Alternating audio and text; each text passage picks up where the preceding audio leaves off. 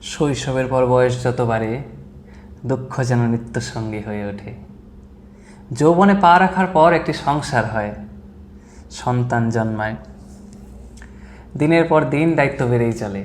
তবে শান্তির খোঁজে মন ছুটে চলে যেতে চায় নিরুদ্দেশে।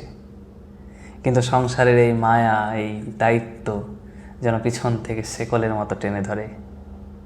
এই ভাবনায় কবি অজিত দত্ত একটি কবিতা লিখেছেন, যার নাম নোঙর। চলুন একবার নোঙর কবিতাটি শুনে নিই।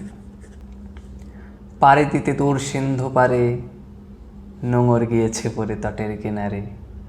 সারা রাত মিছেদার টানে। জোয়ারের ঢেউগুলি ফুলে ফুলে ওঠে, এ তরিতে মাথা ঠুকে সমুদ্রের দিকে তারা ছোটে। তারপর ভাটার শোষণ, স্রোতের প্রবল প্রাণ করে আহরণ।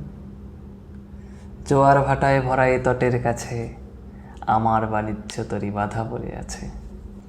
যতই নাদার টানি, যতই মাছ তোলে বাঁধিবাল, নোঙরের কাছে বাঁধা তবু এ নৌকো চিরকাল। নিস্তব্ধ মুহূর্তগুলি সাগর গর্জনে ওঠে কেঁপে, স্রোতের বিদ্রুপ শুনি প্রতিবার দ্বারের নিক্ষেপে। যতই তারার দিকে চেয়ে করি দিকের নিশানা, ততই বিরামহীন এই দ্বার টানা।